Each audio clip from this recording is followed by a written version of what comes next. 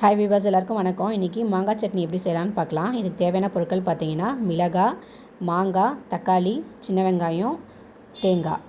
இப்போ ஒரு பாத்திரத்தில் நல்லெண்ணெய் ஊற்றி ஃபஸ்ட்டு மிளகாயை வதக்கி எடுத்துக்கலாம். நான் 3 மிளகாய் எடுத்திருக்கேன். காரம் கொஞ்சம் அதிகமாக வேணுன்றவங்க இன்னும் 2 எக்ஸ்ட்ரா ஆட் பண்ணிக்கோங்க. மாங்காய் நான் பெரிய பெரிய சைஸாக தான் கட் பண்ணி எடுத்திருக்கேன். ஸோ இதை நம்ம நல்லா எண்ணெயில் ஃப்ரண்ட்டு பேக்கு சைடில் எவ்வளோ வதக்க முடியுமோ அந்தளவுக்கு வதக்கி எடுத்துக்கலாம்.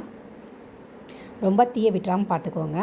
ஓரளவுக்கு நம்மளுக்கு வெந்து வர பக்குவம் தெரிஞ்சிச்சுன்னா அந்த டைமில் எடுத்துருங்க. நெக்ஸ்ட்டு பார்த்தீங்கன்னா தக்காளியும் அதே மாதிரி ரெண்டு போர்ஷனாக கட் பண்ணியிருக்கேன்.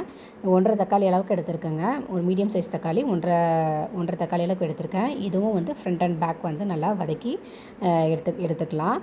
இதுக்கப்புறம் பார்த்திங்கன்னா நம்ம சின்ன வெங்காயம் ஒரு 20 வெங்காயம் நான் உரித்து வச்சுருக்கேன். அந்த சின்ன வெங்காயத்தையும் இதே எண்ணெயில் போட்டு நம்ம வதக்கிக்கலாம்.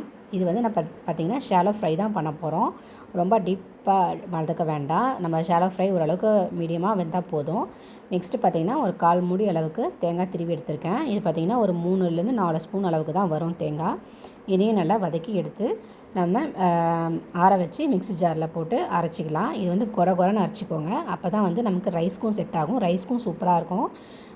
இது பார்த்திங்கன்னா இட்லி, தோசை, ரைஸு இது கூடலாம் சாப்பிட்லாம். சூப்பரான சைட் டிஷ்ஷாக இருக்குங்க. ட்ரை பண்ணி பாருங்கள் வியூவர்ஸ். தேங்க்யூ.